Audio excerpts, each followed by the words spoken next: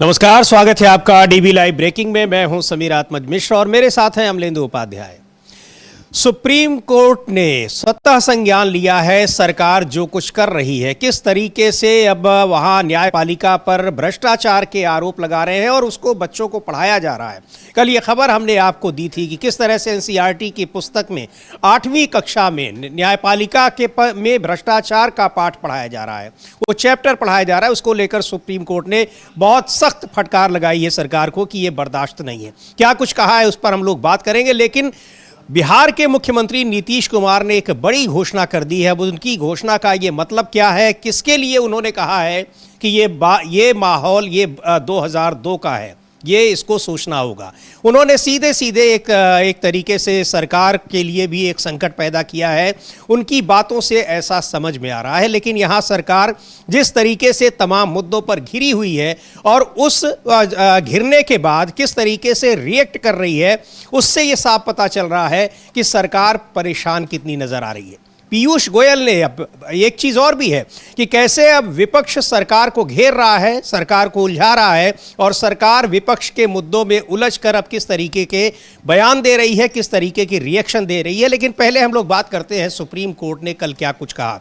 Chief justice of India ने इस मामले का स्वतः संज्ञान लिया कि किस तरह से एनसीईआरटी की किताबों में क्या कुछ पढ़ाया जा रहा है। एनसीईआरटी की किताबों में पिछले 10-11 साल से कई बार बहुत सारी विवादित बातें आई, कुछ में सुधार किया गया, कुछ में नहीं किया गया। चैप्टर्स हटाए जाते हैं, अपने मन माफिक चीज़ें पढ़ाई जाती हैं, उनका कोई लॉजिकल स्रोत हो या ना हो, बहुत सारी चीज़ें हैं। लेकिन इस बार तो सीधे सीधे सुप्रीम कोर्ट में भ्रष्टाचार का पाठ पढ़ाया जा रहा है। बताया जा रहा है कि कैसे सरकार को कमज़ोर कर रही है सुप्रीम कोर्ट, वो और उसकी हम लोगों ने चर्चा की भी थी, आज फिर उस पर बात करेंगे। लेकिन चीफ जस्टिस सूर्यकांत ने एनसीईआरटी की जो 8वीं क्लास की जो किताब है उसमें करप्शन इन जुडिशरी, ये वाला जो चैप्टर है, इसको लेकर जबरदस्त फटकार लगाई है सरकार को। अमलेदु जी। हाँ, जबरदस्त फटकार लगाई है और सीजीआई ने सख्त शब्दों का इस्तेमाल करते हुए चेतावनी दी है कि मैं किसी को भी न्यायपालिका को बदनाम करने की इजाज़त नहीं दूंगा, मुझे पता है कि इससे कैसे निपटना है जी। ये साफ शब्दों में सरकार को चेतावनी सीजीआई सूर्यकांत ने दे दी है। असल में समीर जी, कल हम लोगों ने चर्चा भी की थी कि इंडियन एक्सप्रेस ने खबर छापी थी कि एनसीईआरटी की किताबों में 8वीं की जो किताब है उसमें जुडिशरी में करप्शन नाम का एक सेक्शन जो है वो शामिल किया गया है और उसमें इलेक्टोरल बॉन्ड और आरटी जो आईटी एक्ट उसके लेकर 2 सवाल जो पूछे गए, उसमें जुडिशरी में करप्शन को लेकर इसको जोड़ा गया। और इसको लेकर जब कल हम लोगों ने इसकी चर्चा की काफ़ी तेज, और आज जो है इसको कपिल सिब्बल और अभिषेक मनु सिंघवी दोनों ने सुप्रीम कोर्ट के सामने इसको उठाया। सीजीआई सूर्यकांत और जस्टिस जॉय माल्या बागची की बेंच जो थी वो थी, उसके सामने जो थे दोनों उपस्थित हुए। और कपिल सिब्बल ने कहा कि इस संस्था के सदस्य होने के नाते हम ये जानकर बहुत परेशान हैं कि क्लास 8 के बच्चों को जुडिशरी में करप्शन के बारे में पढ़ाया जा रहा है। यह एनसीईआरटी का हिस्सा है, इस संस्था में हमारा बहुत बड़ा हिस्सा है, यह पूरी तरह से स्कैंडलस है, हमारे पास किताब की कॉपी है।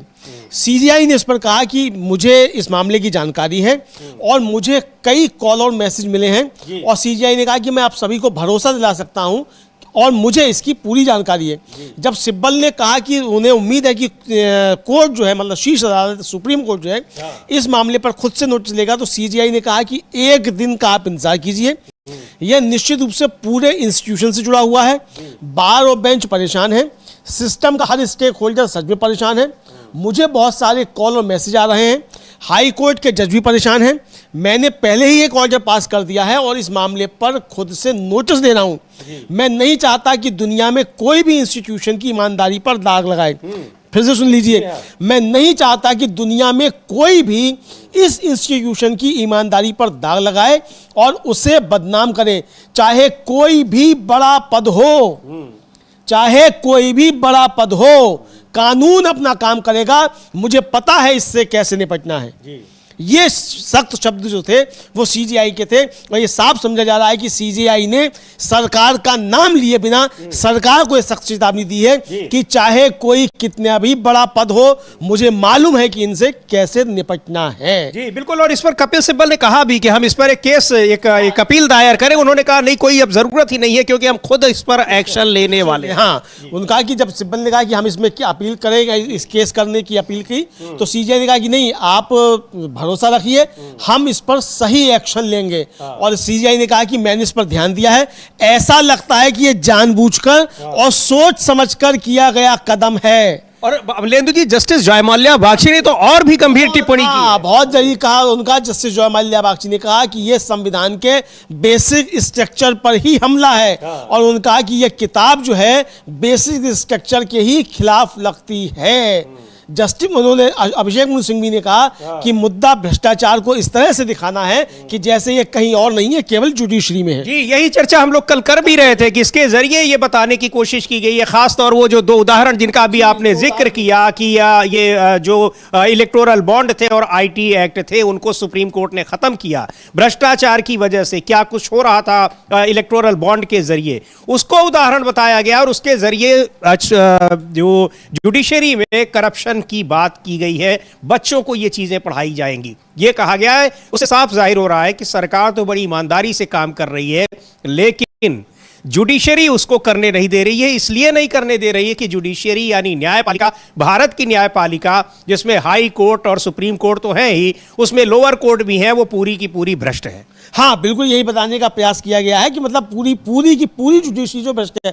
असल में है क्या समीर जी, इस समय भ्रष्टाचार के मामले में मोदी सरकार बुरी तरीके से घिरी हुई है। एपस्टीन फाइल्स का मामला जो है और इसमें उसके मंत्री हरदीप सिंह पुरी का जिस तरीके से जिक्र आया है, उसको लेकर विपक्ष बहुत ज्यादा हमलावर है और इतना ज्यादा सरकार घबराई हुई है कि प्रधानमंत्री नरेंद्र मोदी जो है वो लोकसभा में जाने की हिम्मत नहीं जुटा पाए, जबकि राष्ट्रपति के अभिभाषण पर उनको जवाब देना था। और ये 70 सालों में पहली बार हुआ कि राष्ट्रपति के अभिभाषण पर ना नेता विपक्ष को बोलने दिया गया और प्रधानमंत्री खुद भाग गए लोकसभा से।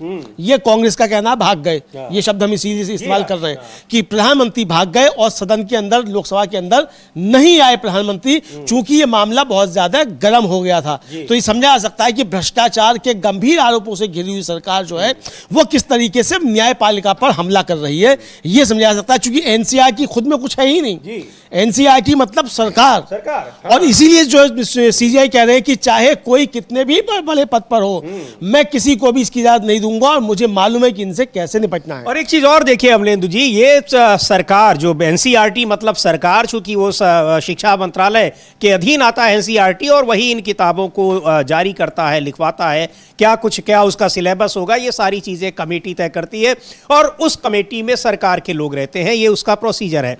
लेकिन आप ये देखिए कि कैसे न्यायपालिका पर हमला करने की एक कैटेगरिकली जो सरकार है वो रणनीति बना रही है अमलेंदु जी। यहाँ सांसद कह देते हैं, मौजूदा उस समय के जो तत्कालीन चीफ जस्टिस थे, कि ये देश में गृह युद्ध के फैलाने के जिम्मेदार हैं। आज किताबों में रख दिया गया चैप्टर की भ्रष्ट है न्यायपालिका, वो छोटे छोटे बच्चे पढ़ेंगे, 8वीं क्लास के बच्चे। यानी किस तरीके से एक इस सिस्टम पर, जो सिस्टम बाकी तीनों सिस्टम को, बाकी जो दोनों सिस्टम है, कार्यपालिका, विधायिका या फिर और भी आम आदमी से जुड़े हुए बहुत सारे मसले हैं जिनमें व्यक्ति की आखिरी उम्मीद सुप्रीम कोर्ट होती है, उस पर कैसे हमला करने की कोशिश की जा रही है ताकि अपनी मनमानी पर किसी तरीके की कोई लगाम न लग सके। हाँ बिल्कुल, ताकि सरकार जो है वो अपनी मनमानी करती रहे, सरकार इसी तरीके से ट्रंप के आगे सरेंडर करती रहे। ये जो कांग्रेस का आरोप है, विपक्ष का आरोप है कि सरकार जो है ट्रंप के सामने सरेंडर कर चुकी है। पूरा विपक्ष एक सुर में इस बात को कह रहा है और देश के हितों के साथ समझौता कर लिया है। देशों की किसानों के हित जो है वो गिरवी रख दी है ट्रंप के आगे, अमेरिका के आगे, ये साफ तौर पर विपक्ष कह रहा है। तो सरकार जो है अपनी जो गलतियां हैं उनसे ध्यान भटकाने के लिए, जो सरकार कर रही है, देश के खिलाफ जो काम कर रही है, उससे ध्यान भटकाने के लिए अब न्यायपालिका पर इस तरीके से हमला बोल रही है। जी बिल्कुल, न्यायपालिका पर हमला बोल रही है। संसद में अगर विपक्षी सदस्य भ्रष्टाचार पर और जिस तरीके से बहुत सारे आरोप लग रहे हैं उन पर सवाल पूछता है तो वहां पर उनको बाहर कर दिया जाता है, यानी सदन में बोलने नहीं दिया जाता है। सदन के बाहर अगर प्रदर्शन कर रहे हैं तो प्रदर्शन करने के वालों को गिरफ्तार कर लिया जाता है। गंभीर धाराओं में उनको जो है जेल भेज दिया जाता है। ये सब कुछ हो रहा है, लेकिन जो सबसे गंभीर बात यह है कि आरोप जो लग रहे हैं उनका जवाब क्या दिया जा रहा है। जवाब देते समय प्रधानमंत्री अपनी भाषा तक का ध्यान नहीं रखते हैं, और इधर पीयूष गोयल ने एक ट्वीट किया है अमलेंदु जी, उनके पास सवालों के जवाब तो नहीं है, वो फिर इतिहास में चले गए हैं और जो फर्जी तस्वीरों के जरिए कॉम्प्रोमाइज्ड, अब प्रधानमंत्री कॉम्प्रोमाइज्ड हैं, आप बताइए कि है कि नहीं है, लेकिन यहां उनको तो स्वीकार कर ले रहे हैं कि वो कॉम्प्रोमाइज्ड है, वो इतिहास में चले जा रहे हैं। उन्होंने एक ट्वीट किया है, उस ट्वीट को भी हम लोग देखेंगे कि कैसे पुरानी घटनाओं को जोड़ते हुए वही परंपरा अपना रहे हैं जिस तरीके से किसी भी गंभीर मुद्दे पर सरकार करती है, पिछली सरकारों को दोष देना। हाँ बिल्कुल, पिछली सरकारों को दोष देना और समीजी एक तरीके से ये बताना कि भाई मोदी जी जो है वही केवल सरेंडर नहीं हुए, पिछली सरकार भी सरेंडर थी। तो हाँ ये तो हुई है, मतलब ये आपने स्वीकार कर लिया कि ये सरकार जो है वो तो सरेंडर हुई ही हुई है, ये साफ तौर पर आपने स्वीकार कर लिया है। और जो हम अपनी टीम से कहेंगे कि वो ट्वीट जो दिखाया भी जा सकता है कि जो पीयूष गोयल ने समीजी ट्वीट किया है, अंग्रेजी में ट्वीट किया है, लेकिन आप उसका हिंदी में आप जो है इसको लिख रहे हैं कि राहुल, कई उन्होंने कहा कॉम्प्रोमाइज्ड के उदाहरण देते हुए कि राहुल गांधी दुनिया भर में भारत को नीचा दिखाने के लिए एआई समिट में बिना शर्ट के लोगों को भेजते हैं, लेकिन ये भारत की इमेज और हितों से समझौता करने की उनकी पारिवारिक विरासत को ही आगे बढ़ाता है कि ये लोग जो है वो देश को बदनाम कर रहे हैं। यानी आप भी अब ये मान लिए हैं कि प्रधानमंत्री कॉम्प्रोमाइज्ड है। अब उस ट्वीट को हम नहीं देख पाए, लेकिन ये उसमें लिखा यही है, उन्होंने तमाम तस्वीरों के जरिए, कुछ ग्राफिक्स के जरिए पीयूष गोयल ने ये ट्वीट किया हुआ है। पर इस मुद्दे पर घिरे तो बहुत बुरी तरीके से हैं अमलेंदु जी। प्रधानमंत्री भी ये है वो ट्वीट जिसमें लिखा है, और वो तस्वीरें पुरानी हैं कि कॉम्प्रोमाइज्ड कब कब की है। और लिखा है कि साहब जवाहरलाल नेहरू वाज कॉम्प्रोमाइज्ड, और ये सारे अमलेंदु जी वही चीजें हैं जो व्हाट्सएप में पढ़ाते रहे हैं ये लोग पिछले 10 साल। सब व्हाट्सएप की यूनिवर्सिटी से ही पढ़े हुए लोग हैं, तो ये सब उसी तरह की बातें करते रहते हैं। Rajiv Gandhi was compromise, Indira Gandhi was compromise, Sonia Gandhi was compromise, Rahul Gandhi compromise नहीं, ये नहीं लिखा कहीं भी। ये कैसे भूल गए पीयूष गोयल जी? अरे भाई ये किसने इनका ट्वीट तैयार किया है, बताओ उसको कि राहुल गांधी इस कॉम्प्रोमाइज ये भी तैयार करें, लेकिन ये तैयार करना भूल गए हैं, तो ये अधूरा है ट्वीट। फिर से ट्वीट करें पीयूष गोयल जी। हाँ बिल्कुल, लेकिन ये सारी चीजें वही है जो व्हाट्सएप, जिनका कोई आधार नहीं है। तो यहां पर अब इस पर कोई चेक भी नहीं होगा कि ये फेक न्यूज है या ये सही न्यूज है। हाँ, और कि एआई जनरेटेड है कि नहीं है, तीन घंटे में ट्विटर को से हटाना है कि नहीं हटाना है, नया कानून जो आ गया है एआई जनरेटेड है, तो ये भी अब नहीं बताना है। चूंकि ये सरकार के मंत्री ट्वीट कर रहे हैं तो वो तो कुछ भी ट्वीट कर सकते हैं, कुछ भी फर्जी खबरें ट्वीट कर सकते हैं, तो ये कर रहे हैं। एक मंत्री जी ने तो ये कहा कि यहाँ जब ये मोदी जी के समय में तो ऐसा हो रहा है कि जो बिजली से चलने वाली ट्रेन है, जब वो चलती है तो उसमें बिजली खर्च होती है, और जैसे ही ब्रेक लगता है तो बिजली वापस चली जाती है वहां। हाँ बिल्कुल वापस चली जाती है। तो इस तरीके के ज्ञान व्हाट्सएप यूनिवर्सिटी से मिलते हैं। नाले की गैस से चाय बन सकती है, राडार जो है वो बादलों में छिप, मतलब बादल जब होते हैं तो छिप जाता है, ये आने लगती है। इस तरह की चीजें, इस प्रदर्शन को लेकर अमलेंदु जी बुरी तरीके से सरकार घिरी है। और ये जो पीयूष गोयल का ट्वीट हो, चाहे प्रधानमंत्री का जो जवाब उन्होंने जो वो भाषण दिया जिसमें बहुत ही अभद्र तरीके से कांग्रेस पर हमला किया, अभद्र भाषा में और अभद्र तरीके से भी, उसको लेकर बुरी तरीके से घिरी नजर आ रही है सरकार। और भूपेश बघेल हैं, छत्तीसगढ़ के पूर्व मुख्यमंत्री, वरिष्ठ नेता है कांग्रेस पार्टी के, वो कह रहे हैं कि 10-12 युवाओं से मोदी किस तरीके से डर रहे हैं, महिलाओं से डर जा रहे हैं, युवाओं से डर जा रहे हैं, और उनके खिलाफ कैसे गंभीर धाराओं में उन पर मुकदमा कायम किया गया है, जेल भेज दिया गया है। यूथ कांग्रेस के अध्यक्ष, कल हम लोगों ने बताया था कि वहां पहले उनको कई घंटे हिरासत में रखा गया और उसके बाद कल उन्हें जेल भेज दिया गया है। वो साजिश, उन्होंने कहा जा रहा है कि ये बहुत बड़ी ये साजिश थी, बहुत बड़ा ये षड्यंत्र था। हाँ, बहुत बड़ा षड्यंत्र बताया जा रहा है कि बहुत बड़ा षड्यंत्र था कि वो टॉपलेस होकर पहुंचे और टी शर्ट जो थे वो लेकर पहुंचे। अब समझिए वो टी शर्ट तो वो जगह जगह जो है बच रही है।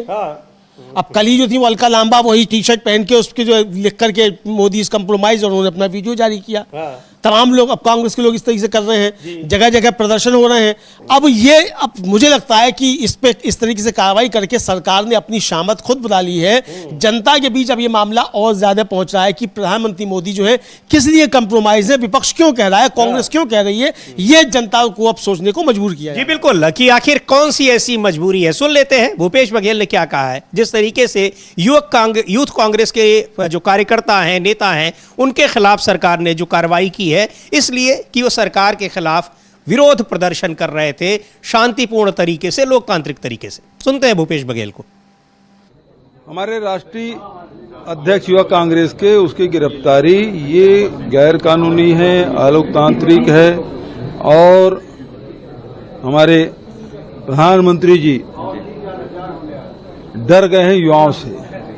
10-12 युवक गए थे और केवल शर्टलेस हुए थे और उसमें राष्ट्रीय अध्यक्ष की गिरफ्तारी, इसका मतलब ये है कि मोदी जी और मोदी की सरकार डरी हुई है और ये तानाशाही प्रवृत्ति है, ये लोकतंत्र की हत्या है। लोकतंत्र में विरोध करने का अधिकार युवाओं को है, आम जनता को है, राजनीतिक दलों को है और उसका आप इस प्रकार से दमन करने की कोशिश कर रहे हैं तो जितना दबाओगे उतना उछलेगा और युवा न दबने वाले हैं न डरने वाले हैं।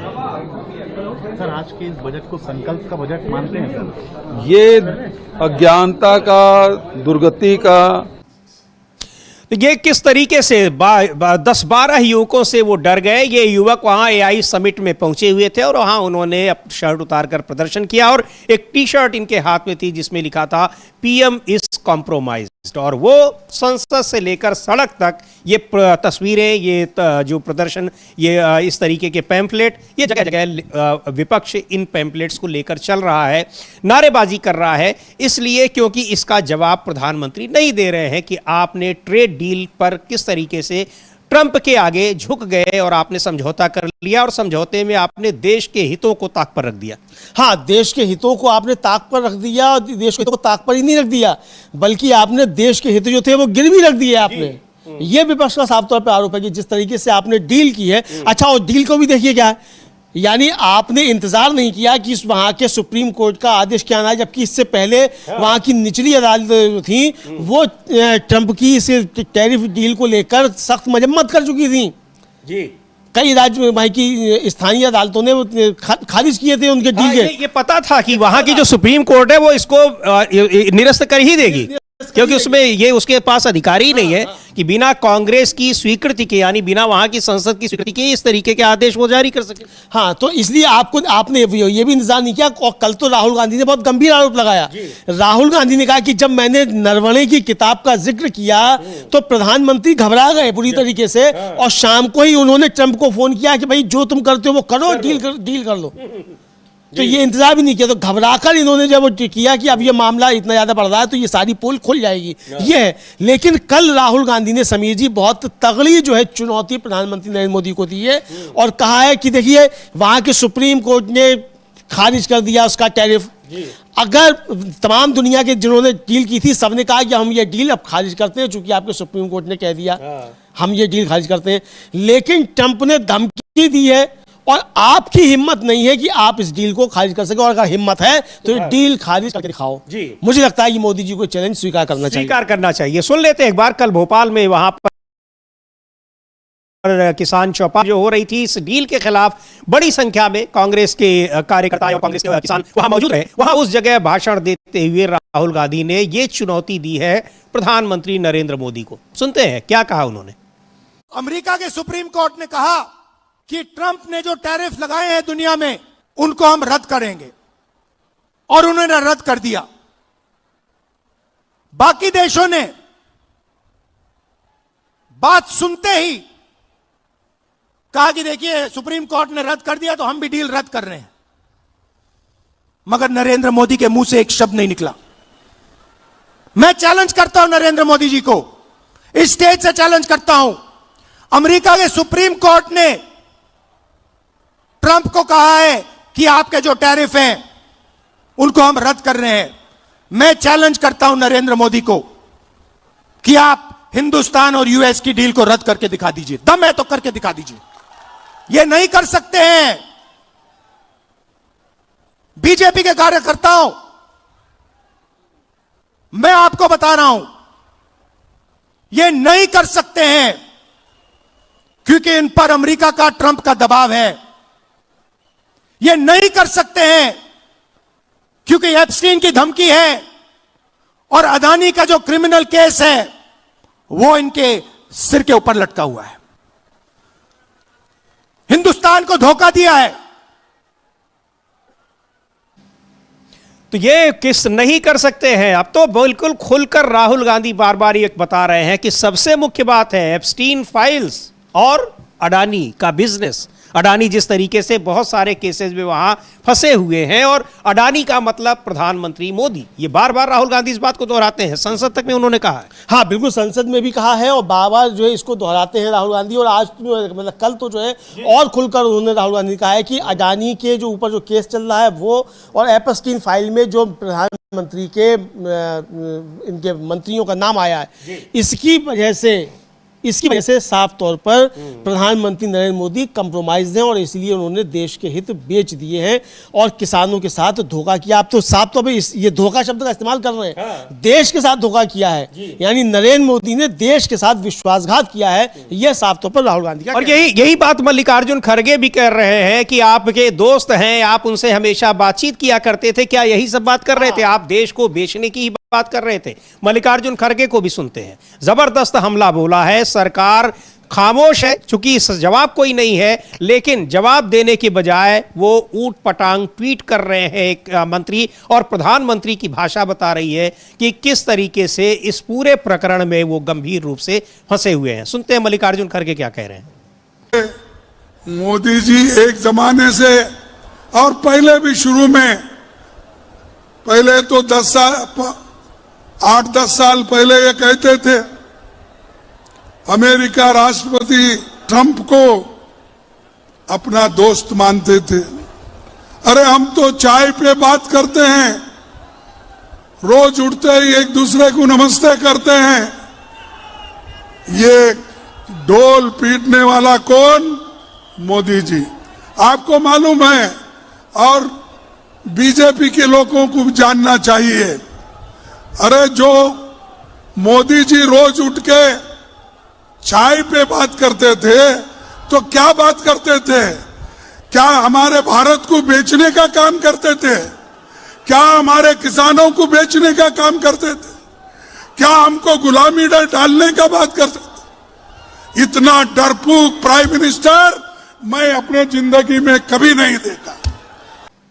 इतना डरपोक प्रधानमंत्री मैंने कभी नहीं देखा, और इतना बेईमान धोखेबाज। इस तरह से मैं 3-4 साल पहले कहीं पर जब किसान आंदोलन जब चल रहा था, राजस्थान में गया हुआ था, वहां एक करीब 80-85 साल के बुजुर्ग, बिल्कुल यही भाषा उनकी थी अमलेंदु जी। उनका कहना था कि कभी इतने सारे प्रधानमंत्री आए, इतनी पार्टियों के आए, हमने कभी इस तरह से इतना जो झूठा प्रधानमंत्री नहीं देखा। और अब डरपोक, ये सारी चीजें आखिर क्यों कही जा रही हैं? इनके जवाब आपके पास क्या है? नहीं है। और जवाब जब देना होता है तो आप कहते हैं कि देश की बदनामी कर रहे हैं विरोध प्रदर्शन करके।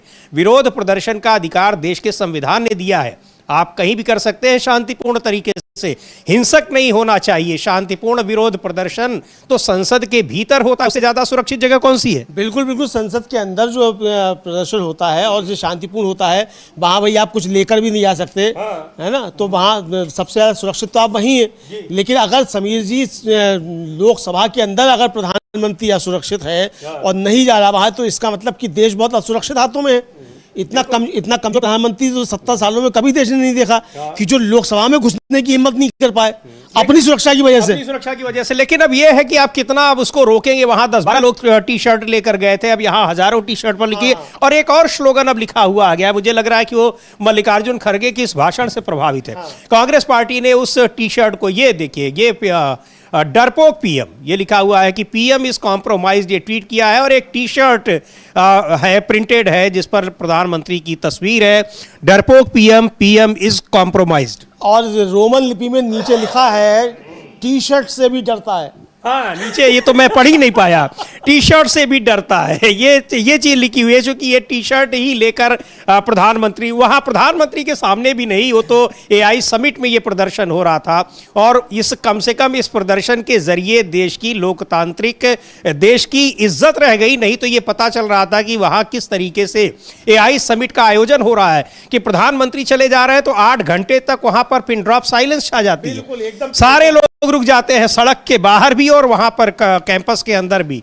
और उसके बाद क्या कुछ वहां हो रहा है, चोरी की जा रही है, क्या वहां पर किस तरीके से दूसरे देशों के प्रोजेक्ट को लाकर, दूसरे देशों के मॉडल को लाकर अपना बताया जा रहा है, पूरी दुनिया में बदनामी हुई।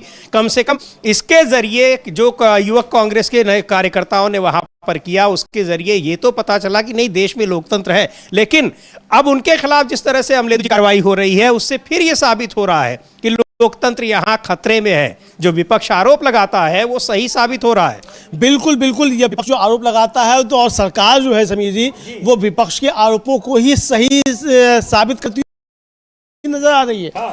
मतलब विपक्ष जो आरोप लगा रहा है, सरकार जो है कहीं ना कहीं उनके आरोपों को सच साबित करती नजर आती है कि भाई विपक्ष जो आरोप लगा रहा है वो बिल्कुल सही है। विपक्ष ने कहा मोदी डरे हुए हैं, तो डरे हुए उन्होंने साबित कर दिया, लोकसभा के अंदर नहीं पहुंचे, मोदी डरे हुए हैं। राहुल गांधी ने पहले कहा था कि ये नहीं आ सकते। अच्छा, संसद का सत्र शुरू हुआ था, संसद के सत्र शुरू होने से पहले सुबह जयराम रमेश ने ट्वीट किया कि प्रधानमंत्री आएंगे, संसद के बाहर खड़े होकर भाषण देंगे, संसद के अंदर से गायब हो जाएंगे। कल मल्लिकार्जुन खड़गे ने भी ये बात कही कि भाई मन की बात करते हो, उस पर रेडियो पे जाकर संसद के अंदर आकर मन की बात क्यों नहीं करते, वहां डर लगता है आपको। तो जो कहा खड़गे ने कि मैंने इतना डरपोक प्रधानमंत्री नहीं देखा, समीर जी ये कांग्रेस कह रही है कि 70 सालों में इतना डरपोक प्रधानमंत्री कभी देखा ही नहीं गया। मतलब ये ऐसा नहीं कि वो देश के लोगों से डर रहे हो, बाहर किस तरीके से दूसरे देश के राष्ट्रपति आपको डरा रहे हो, धमका रहे हो, और वो खुलेआम बार बार आपको कह रहे हैं कि हम उसको धमका रहे हैं और आप उसको खामोशी से सुन रहे हैं। यहां आप लोगों के खिलाफ केस कर रहे हैं। एक शब्द आपने डोनाल्ड ट्रंप को तो आपने रिएक्ट किया नहीं कि कम से कम उनको भी एक जवाब दे दिए होते। डोनाल्ड ट्रंप को एक जवाब दिया जाना चाहिए था। दूतावास के जरिए ही एक संदेश दिलवा देते आप ये क्या कह रहे तो छोड़िए, दूतावास तो खैर वहां बैठ के होता है, यहाँ विदेश मंत्रालय के प्रवक्ता से ही जवाब दिलवा देते। विदेश मंत्रालय के प्रवक्ता ने कहा हमें नहीं मालूम कोई बात हुई है कि नहीं हुई है, हमें नहीं मालूम ट्रंप का ऐसा कोई वीडियो है कि नहीं है, होगा तो उस पर कार्रवाई करेंगे। अरे भाई आपको मालूम नहीं है, मतलब कैसा विदेश मंत्रालय है जिसे मालूम नहीं ट्रंप क्या बोल रहा है, आप नहीं रखते नजर कि ट्रंप क्या बोल रहा है और दुनिया में क्या चल रहा है। तो ऐसा तो हमारा विदेश मंत्रालय बना दिया है मोदी जी ने, क्योंकि विदेश मंत्री तो विदेश मंत्रालय चला ही नहीं रहा है, वो तो जाकर सिर्फ सेमिनार्स में भाषण दे रहा है जाकर। ये भी बहुत गंभीर बात आपने कही है और ये कहा जा रहा है, ये भी आरोप लगे हैं, कुछ रिपोर्ट्स आई हैं कि जो ये डील हुई है, इस डील की जानकारी कैबिनेट तक को नहीं थी अमलेंदु जी। कैबिनेट को नहीं थी, कृषि मंत्री को नहीं थी, वाणिज्य मंत्री को नहीं थी, रक्षा मंत्री को नहीं थी, विदेश मंत्री को नहीं थी, गृह मंत्री को भी नहीं थी, ये जानकारी किसी को नहीं थी।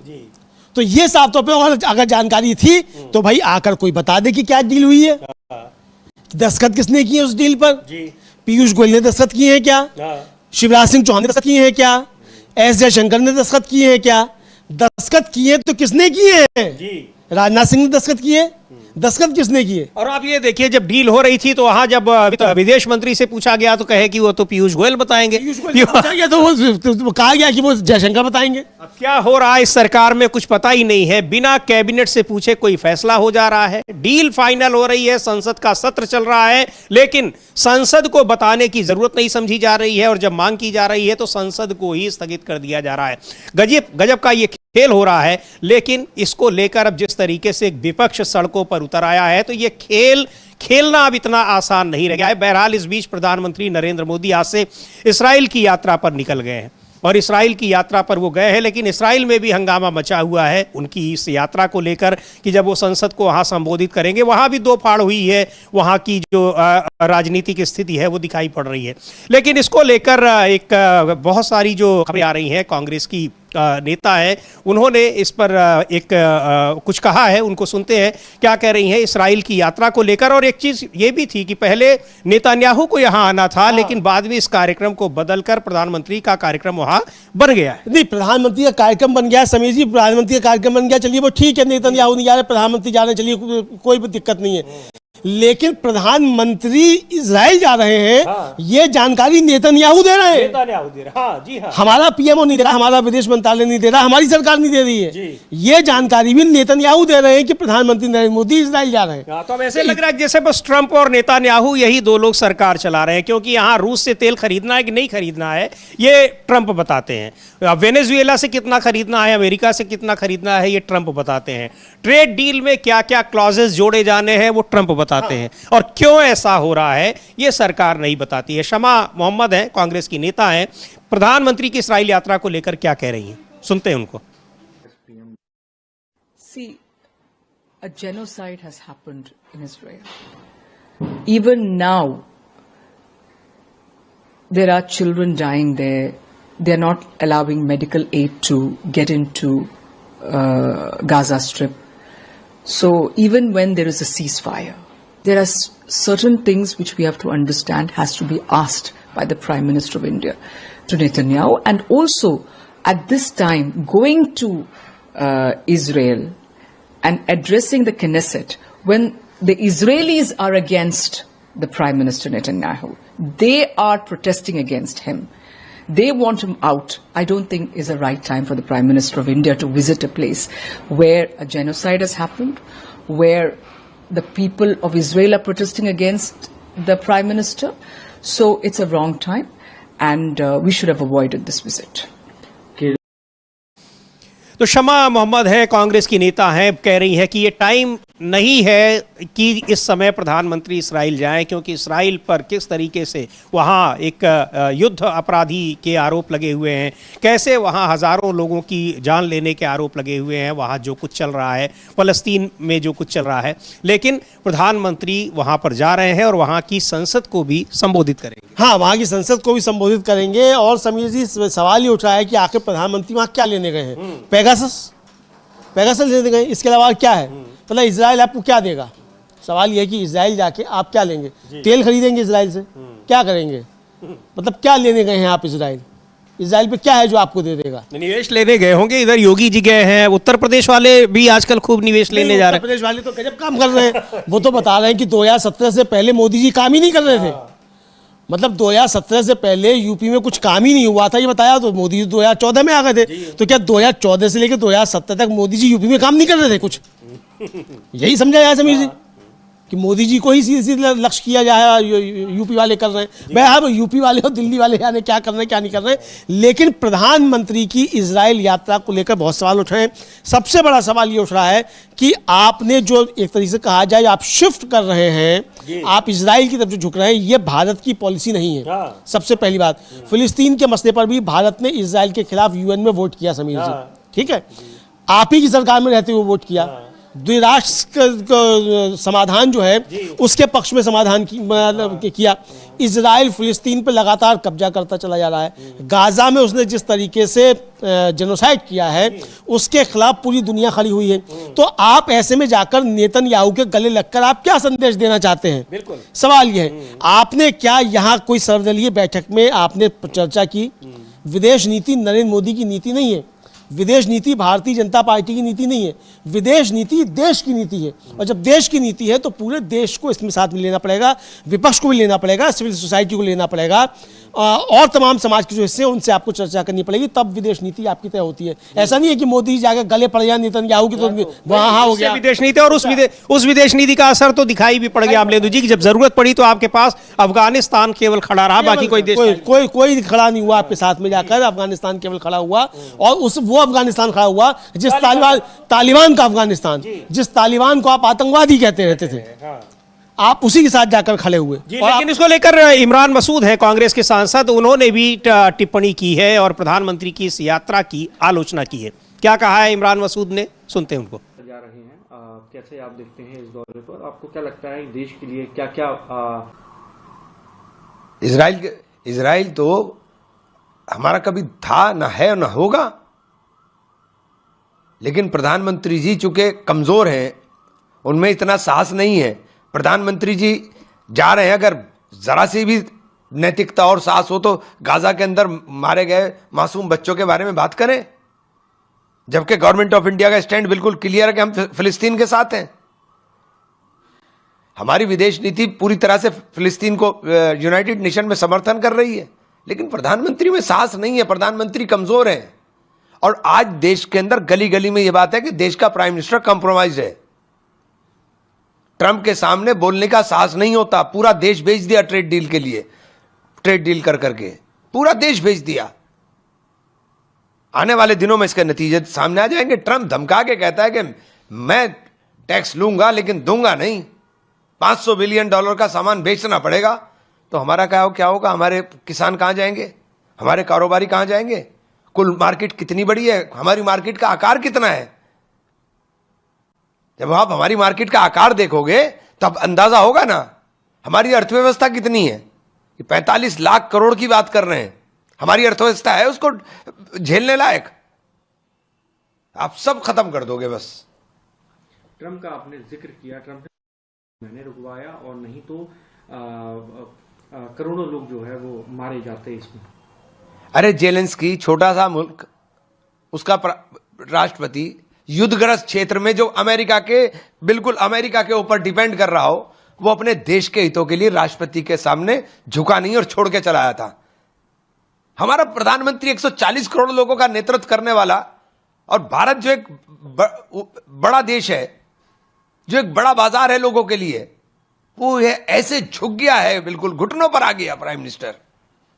तो ये प्राइम मिनिस्टर का घुटनों पर आना देश का अपमान है, इससे ज्यादा अपमान नहीं हो सकता देश का। ये कह रहे हैं कि हमने अपमान कर दिया देश का,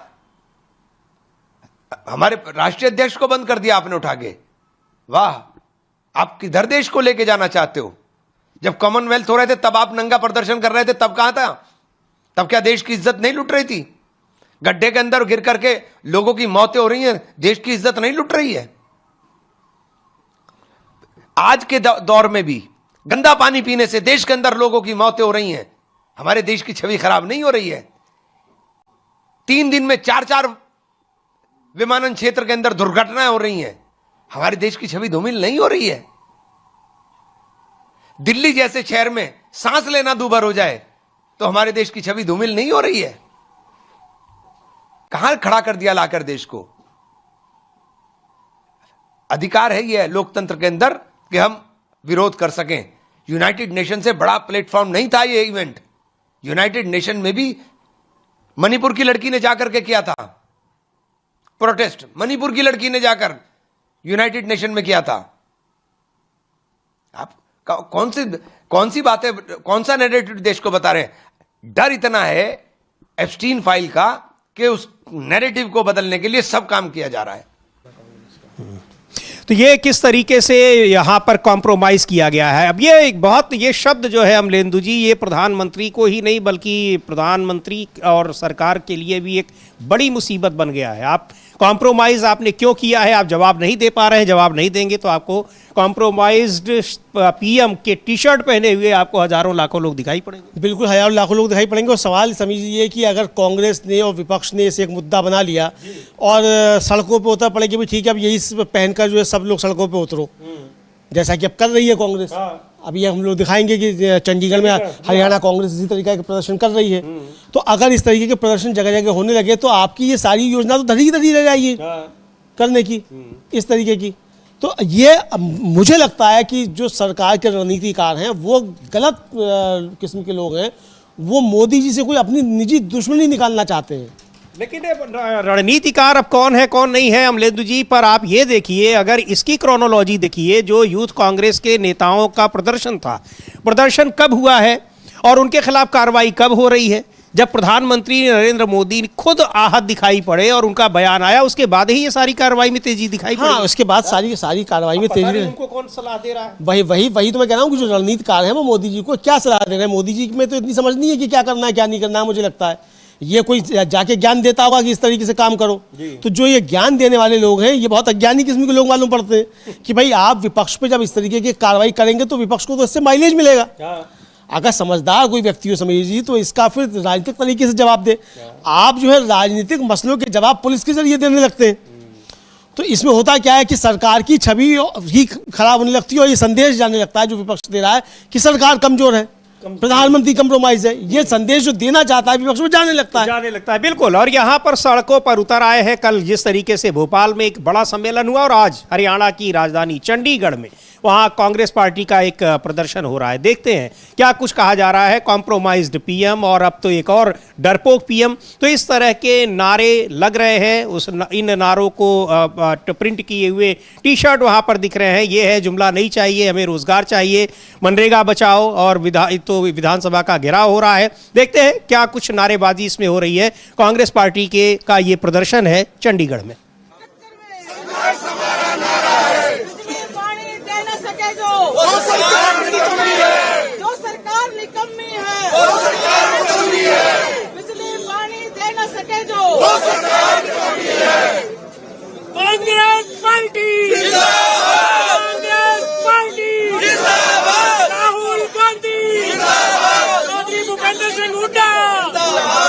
Dipendra Hooda Congress party Congress party Congress party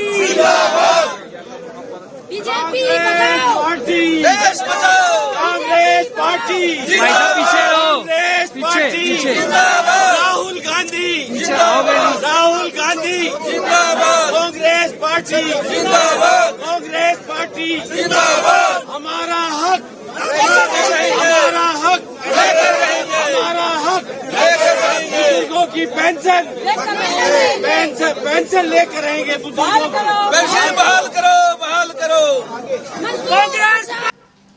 तो ये वहां प्रदर्शन हो रहे हैं, विधानसभा का घेराव किया गया है वहां, लेकिन लग रहा है कि उत्तर प्रदेश जैसी सख्त सरकार नहीं है अमलेंदु जी, वहां तो घेराव करने ही नहीं दिया गया, नेताओं को ही नजरबंद कर दिया गया। हाँ, सख्त सरकार, ये लोग पहुंच गए। हाँ, यहाँ पहुंच गए। असल में वहाँ पता नहीं क्या है, चूंकि चंडीगढ़ जो है वो केंद्र शासित है, तो इसका मतलब कमजोर गृह मंत्री है, यही हो सकता है। तो ये भी संदेश हो सकता है कि कमजोर गृह मंत्री है, पर हमें पता नहीं कि क्या है क्या नहीं है, लेकिन वहाँ किया जा रहा है प्रदर्शन। ये वहाँ की तस्वीरें हैं, चंडीगढ़ की तस्वीरें हैं समीर जी। लेकिन इस तरीके के प्रदर्शन अब जगह जगह हो रहे हैं, ये साफ तौर पर आ रहा है, और ये प्रदर्शन अब रुकने वाले नहीं है। इसी को लेकर कि जो एपस्टीन फाइल्स हैं और राहुल गांधी ने जो आरोप लगाए हैं, पूरा विपक्ष राहुल गांधी के साथ खड़ा हुआ नजर आ रहा है। सीपीआई के सांसद हैं पी संतोष कुमार, उन्होंने भी एपस्टीन फाइल्स और राहुल गांधी के आरोपों को लेकर अपनी बात रखी है, उसको भी हम लोग समझिए सुनते हैं। बिल्कुल सुनते हैं क्या कह रहे हैं सीपीआईएम के सांसद P Santosh Kumar. Epstein file and Adani case sold the country, he said. Of course, Epstein files are to come out. No, only a tip of iceberg is known to all of us. 3 million pages means such a huge thing, and many revelations are to be in the offing. So that will mark the beginning of the collapse of this government. This government cannot escape from it.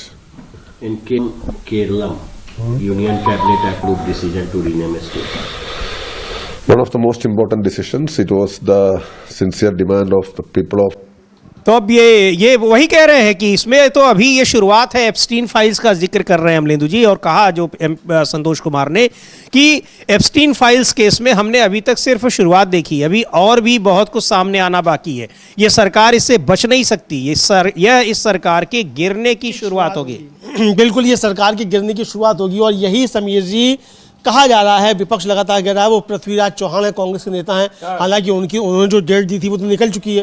उन्होंने कहा था कि 19 दिसंबर को मोदी जी इस्तीफा दे देंगे, लेकिन मोदी जी ऐसे इस्तीफा थोड़ी ना दे देंगे, मतलब लोग भी कुछ भी लगा लेते हैं, मोदी इस्तीफा दे देंगे। सुब्रमण्यम स्वामी तो कब से कह रहे हैं कि दे देना चाहिए। भाई चाहिए तो बहुत कुछ है, लेकिन वो मोदी जी करेंगे क्या, सवाल ये है। चाहिए तो हरदीप पुरी का भी चाहिए इस्तीफा ले चाहिए, खुद ही मोदी जी को इस्तीफा ले लेना चाहिए था हरदीप पुरी का, कि तुम्हारा नाम आया है और पूरी दुनिया में इस्तीफे हो रहे हैं, गिरफ्तारियां हो रही हैं पूरी दुनिया में।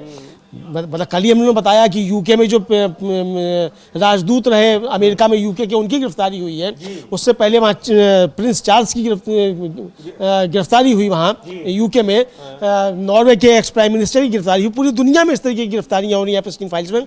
यहाँ बधाइयाँ दी जा रही हैं हरदीप सिंह पुरी को, तो ये तो भारत में ही हो सकता है। हरदीप सिंह पुरी जगह जगह इंटरव्यू दे रहे हैं और ये भी कह रहे हैं कि हाँ हम तो मिले तो थे एप्स्टीन से, लेकिन कुछ कर नहीं पाए। अफसोस भी जाहिर कर रहे हैं। तो ये साफ तौर पर देखा जा सकता है समीर जी कि यहाँ किस तरीके से गलत कामों को भी ग्लोरीफाई किया जाता है। ये भारत में ही हो सकता है, न्यू इंडिया है ये, चूंकि ये 2014 के बाद का न्यू इंडिया है, तो ये यही हो सकता है कि इस तरीके के गलत कामों को ग्लोरीफाई किया जाए। बिल्कुल ये चीज है, लेकिन इस तरीके से अब ये दिखाई पड़ रहा है कि इन सारे मुद्दों पर सरकार घिरी है तो संसद ना चलने दे, कितना भी रोकने की कोशिश करे, बेमतलब की चीजों को मुद्दा बनाए, पर दिखाई पड़ रहा है कि संसद के बाद जनता भी सड़कों पर उतरी हुई दिखाई पड़ रही है। यह तस्वीरें चंडीगढ़ की हैं। कुछ पिछले हफ्ते हम लोगों ने उत्तर प्रदेश में देखी, विधानसभा का किस तरीके से घेराव कर रहे थे कांग्रेस के नेता। कल भोपाल में जिस तरह से कितना बड़ा सम्मेलन हुआ है, तो ये सारी चीज़ें ये बता रही हैं कि पूरे देश में सड़कों पर लोग सरकार के खिलाफ उतर गए हैं। चूंकि बड़ा मुद्दा है, सबसे ज़्यादा इसमें जो नुकसान हो रहा है अमलेंदु जी, वो किसानों का नुकसान हो रहा है, और किसानों के हितों को किस तरीके से बिल्कुल उससे समझौता कर लिया गया है। तो कॉम्प्रोमाइज्ड पीएम विपक्ष यूं ही नहीं कह रहा है, किसान संगठन भी सड़कों पर उतरने की तैयारी में है। बिल्कुल किसान संगठन उतरने की तैयारी में हो। समीर जी, आपको याद होगा कि अभी राहुल गांधी से 17 किसान संगठनों के नेता जो थे उन्होंने जाकर मुलाकात की थी और उसी में तय हुआ कि भोपाल से इसकी शुरुआत की जाएगी और यह कार्यक्रम जो है वो किए जाएंगे, किसानों की चौपाल जो है लगाई जाएगी, ये साफ तौर पर कहा गया था। तो अब ये समीर जी देखा जा सकता है कि किस तरीके से अब ये किसानों का आंदोलन भी जो है वो बड़ा स्तर पे होने जा रहा है, ये साफ तौर पर समझा जा सकता है। ये बिल्कुल, ये इसमें किसान भी सड़कों पर उतर रहे हैं और ये कांग्रेस पार्टी के नेता जगह जगह इसको लेकर प्रदर्शन कर रहे हैं। जो ट्रेड डील हुई है, प्रधानमंत्री ने क्यों समझौता किया है, वो इसका जवाब दे। क्यों उन्होंने किसानों के हितों को पूरी तरीके से इग्नोर कर दिया है, भारत के हितों को इग्नोर कर दिया है और अमेरिका को फायदा हो इसलिए उन्होंने ये सारी ये इस डील को किया है। और इसकी जो टाइमिंग है उस पर भी बड़े सवाल उठ रहे हैं कि 6 महीने तक तो कोई डील पर कोई यह बात आगे बढ़ी नहीं, अचानक एप्स्टीन फाइल्स का मामला सामने आते ही डील तुरंत साइन हो जाती है। और अमलेंदु जी, जो मुझे लग रहा है आप कुछ जयराम रमेश ने कुछ लिखा है, शायद पीयूष गोयल ने जो ट्वीट था उस पर कुछ कहा। उस पर क्या ट्वीट किया है, मतलब जयराम रमेश ने इस तरीके से कहा है कि जो प्रधानमंत्री अभी जा रहे हैं इजराइल को लेकर कहा है कि किस तरीके से इजराइल मतलब फिलिस्तीन को मान्यता दी गई थी और उसमें पंडित नेहरू का क्या रोल था, यह लेकर किया। और उन्होंने ट्वीट किया है, हम अपनी टीम से कहेंगे कि अगर वो दिखा सकते हो ट्वीट तो दिखाया भी जा सकता है वो ट्वीट क्या है, लेकिन आप बता जरूर दीजिए समीर जी कि जयराम रमेश ने क्या लिखा है। वो लिख रहे हैं कि 20 मई 1960 को जवाहरलाल नेहरू गजा में थे और वहां यूनाइटेड नेशंस इमरजेंसी फोर्स में तैनात भारतीय टुकड़ी से मिले थे। 29 नवंबर 1981 को भारत ने फलस्तीन के साथ एकजुटता व्यक्त करते हुए एक स्मारक डाक टिकट जारी किया था। 18 नवंबर 1988 को भारत ने औपचारिक रूप से फलस्तीन राज्य को मान्यता दी थी। वो एक अलग दौर था। अब भारत के प्रधानमंत्री खुले तौर पर इस्राइल के प्रधानमंत्री के साथ अपनी घनिष्ठता दिखा रहे हैं, जिन्होंने गजा को मलबे और धूल में बदल दिया है और कब्जे वाले वेस्ट बैंक में अवैध बस्तियों के विस्तार की पूरी साजिश रच रहे हैं। जब पूरी दुनिया उनके प्रिय मित्र प्रधानमंत्री नेतान्याहू की आलोचना कर रही है, तब प्रधानमंत्री मोदी नैतिक कायरता का प्रदर्शन करेंगे, यानी वहां जो जा रहे हैं वहाँ जा रहे हैं। लेकिन जो आखिरी शब्द है समीर जी, उसको बड़े गौर से पूछ रही है, नैतिक कायरता का प्रदर्शन करेंगे। पीएम मोदी नैतिक कायरता का प्रदर्शन करेंगे। अब यानी डरपोक, कायर, कंप्रोमाइज, ये सारे शब्द प्रधानमंत्री के लिए विपक्ष अब इस्तेमाल कर रहा है और भारतीय जनता पार्टी इसका कोई माकूल जवाब नहीं दे पा रही है। तो यानी नैरेटिव के मोर्चे पर भी बीजेपी काफी ज्यादा पिछड़ती हुई दिखाई पड़ रही है। और आगे कौन दिखाई पड़ रहा है? विपक्ष दिखाई पड़ रहा है। और क्या क्या आरोप लग रहे हैं प्रधानमंत्री के ऊपर कि प्रधानमंत्री डरपोक हैं, प्रधानमंत्री कंप्रोमाइज हैं, प्रधानमंत्री ने देश के साथ धोखा किया है, प्रधानमंत्री कायर हैं। ये सारी बातें विपक्ष कह रहा है और सत्ता पक्ष लोग क्या कर रहे हैं, वो फर्जी व्हाट्सएप यूनिवर्सिटी का ज्ञान जो है वो बांट रहे हैं। और कौन कर भी रहे हैं अमलेंदु जी, ये भी बहुत हम लोग इस पर चर्चा कर भी चुके हैं कि ये जो बचाव प्रधानमंत्री का, या तो वो अपना खुद बचाव कर रहे हैं, उल्टी सीधी जिस तरीके से उन्होंने ये यूथ कांग्रेस के नेताओं के लिए कहा, उसके बाद उसमें केवल कभी पीयूष गोयल दिखाई पड़ रहे हैं, कोई वरिष्ठ मंत्री नहीं दिखाई पड़ रहा है। ना तो राजनाथ सिंह कहीं दिखाई पड़ रहे हैं, ना गडकरी दिखाई पड़ रहे हैं, और केवल 1-2 मंत्री, और वो भी किस तरीके से बचाव कर रहे हैं। बचाव इस तरह से कर रहे हैं कि वो अपने ही जाल में और घिरते चले जा रहे हैं। अपने ही जाल में नहीं घिरते चले जा रहे हैं, बल्कि मोदी जी को ही उसमें फांसते चले जाते हैं। जब सारी बातें आती हैं तो ये सब हो सकता है। और समीर जी, इस समय एक बड़ी खबर जो है ये आ रही है कि बीएसपी के उत्तर प्रदेश में इकलौते विधायक हैं उमा शंकर सिंह, बलिया के हैं और बीजेपी में थे पहले, और 2022 में जो थे वो उनको टिकट नहीं मिला तो बीएसपी में चले गए। और बीएसपी के उत्तर प्रदेश से अकेले विधायक हैं, उनके घर पर आईटी की रेड पड़ रही है।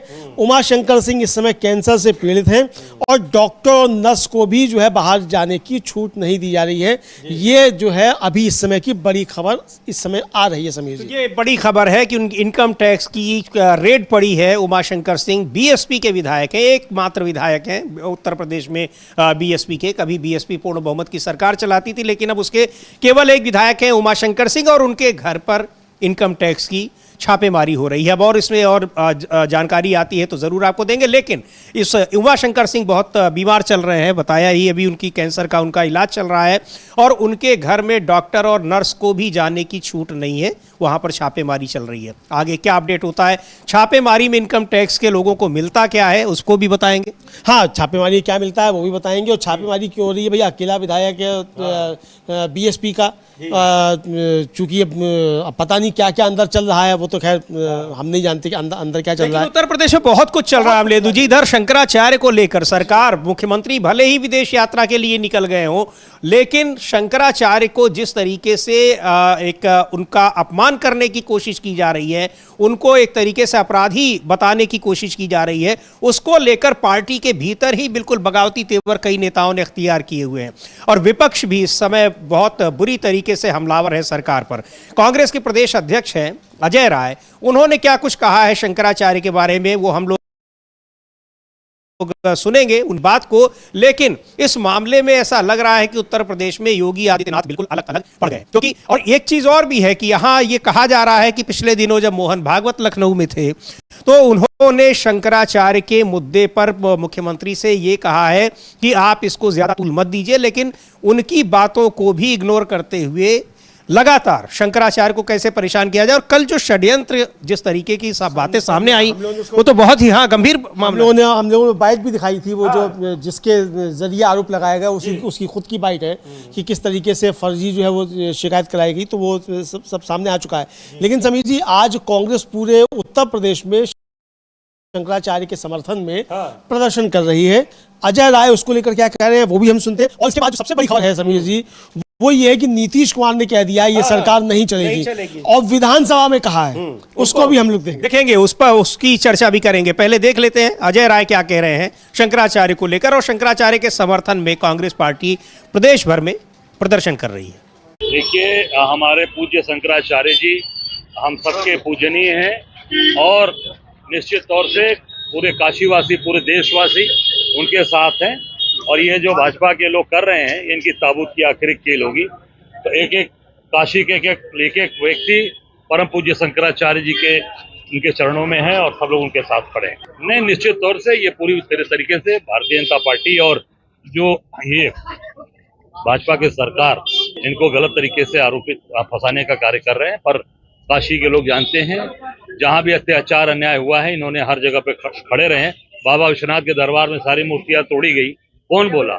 हमारे मुक्त संजय ने, शंकराचार्य जी ने ही बात कही। बिल्कुल, हम तो निश्चित तौर से पूरे काशी के लोग खड़े हैं, एक एक लोग उनके साथ खड़े।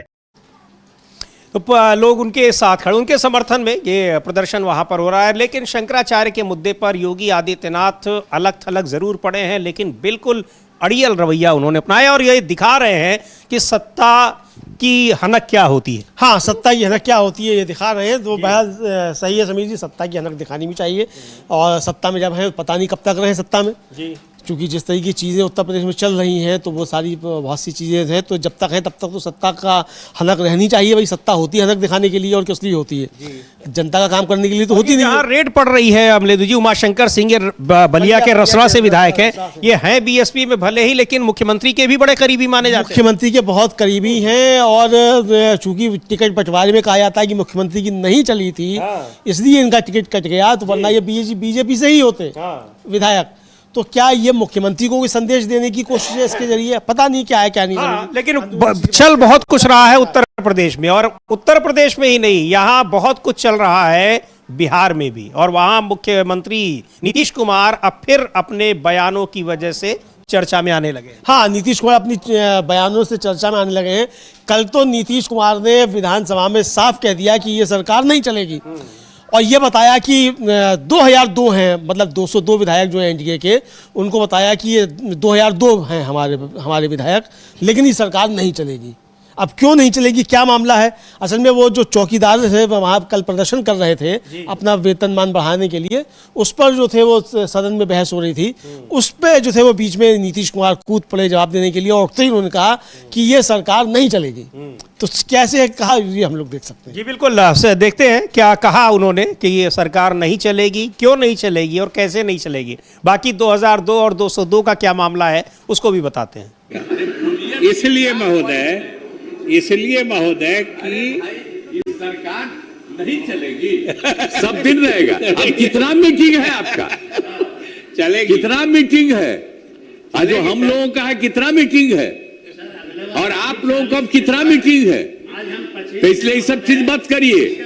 आप बहुत कम है, इतना ज्यादा कर रहे हैं आप बेमतलब का मत बोलिए। अरे भाई अरे नेता आप देखिए, कोई काम करिए बिना मतलब, हम तो बैठे रहते हैं, आपका सुनते रहते हैं, बैठिए जरूर।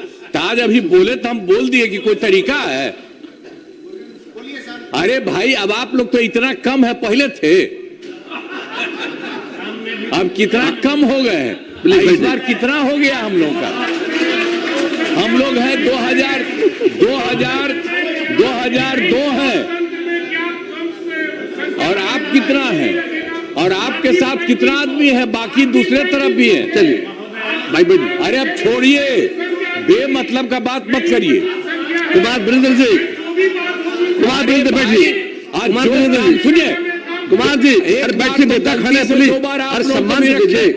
अरे माननीय मुख्यमंत्री गड़बड़ करते थे तो हो गया कि अब कोई बात नहीं, कभी नहीं होगा। भाई वीरेंद्र जी लीजिए, भाई वीरेंद्र जी, आपकी सरकार ने कभी कोई काम किया है? भाई वीरेंद्र जी, भाई वीरेंद्र बैठिए बैठिए। अरे आपकी सरकार ने आज तक कोई काम नहीं किया है, जो भी काम हुआ है उसी समय हुआ है। और आप जानते हैं, सुनिए ना, जानने दीजिए, अब आप जानते हैं बिहार कितना आगे बढ़ रहा है। आप जब रहते थे किसी को जाने का था, शाम के बाद घर से कोई निकलता था, घर में के अंदर रहता था। कुमार सर्विस जी बैठ जाइए, कभी कोई रहे थे, हम ही करवाए थे। कुमार जी बैठ जाइए, 2 साल 3 साल के बाद हम छोड़ करके 4था साल चले गए। आप बिना मतलब का इतना मत करिए, बैठिए बैठिए, जो भी बात कर रहे हैं उसका कोई मतलब नहीं है। अरे तब कोई चीज है, अरे आप बिना मतलब का बिहार के विकास की बोलिए ना, आप बिहार के विकास की बात कर रहे हैं, संख्या है, बैठिए, फालतू बात है। चलिए, अरे आप लोग आज तक कोई काम किए ही नहीं है, सब बेकार। रेल में नहीं आइए, आज तक कोई काम नहीं, रेल में नहीं आए। अरे ये सब काहे के लिए कर रहे हैं, ये सब करे, इसको हटाना चाहिए। बैठिए, बेंच बाहर, सीट पर जाइए, सीट पर जाइए, सीट पर जाइए, चाहिए सबके पास, सीट पर जाइए, सीट पर जाइए, सब लोग सपोज से अगर माननीय सदस्य सीट पर बैठ जाए प्लीज। जो गड़बड़ करे ये ठीक नहीं है, अब प्रश्नकाल होगा। तो हाँ, बता रहे हैं कि 2002, अब 202 कहना चाह रहे होंगे, लेकिन कई बार रिपीट किया उन्होंने, कई बार रिपीट किया और ये कहा ये सरकार नहीं चलेगी। शुरुआत यहीं से की कि ये सरकार नहीं चलेगी। अब क्यों नहीं चलेगी, कौन सी नहीं चलेगी, बिहार की नहीं चलेगी कि दिल्ली की नहीं चलेगी, पटना के ऊपर असर बीजेपी का खूब आ गया है। अमलेंदु जी कह रहे हैं कि अब बताना चाह रहे हैं कि आप संख्या में कम हैं, तो आपको बोलने का अधिकार नहीं है। बिल्कुल बोलने का अधिकार नहीं है, संख्या में कम है तो आप मत बोलिए ये। लेकिन वहां भी विपक्ष समिति कम होने के बावजूद खूब तगड़ा है, और देख रहे हैं किस तरीके से नारे लग रहे हैं कि लाठी को लिए की सरकार नहीं चलेगी, नहीं चलेगी, नारे वहाँ खूब लग रहे हैं। नीतीश कुमार के सामने लग रहे हैं, बेल में लोग आ जा रहे हैं, तो ये भी बात देखा गया। लेकिन नीतीश कुमार जो कह रहे हैं, वो तो वही जाने कि उनका कहने का तात्पर्य क्या है। लेकिन ये सरकार नहीं चलेगी तो क्यों नहीं चलेगी, नीतीश कुमार जी को ये भी स्पष्ट करना चाहिए था। क्या 202 हो गए हैं, मतलब 2002 विधायक हो गए एनडीए के बिहार में? तो कुछ ऐसा ही हुआ कि जैसे यहाँ प्रधानमंत्री ने कह दिया कि हमको 600 करोड़ लोगों ने चुना है। हाँ, 600 करोड़ लोगों ने वोट दिया है, चुना नहीं है, 600 करोड़ लोगों ने वोट दिया उनको। तो ये जो है, जो प्रधानमंत्री का तो इसी तरीके की है। तो ये सब व्हाट्सएप यूनिवर्सिटी जो है पता नहीं कितना कितना असर कर रही है, समझ जी कहा नहीं आ सकता।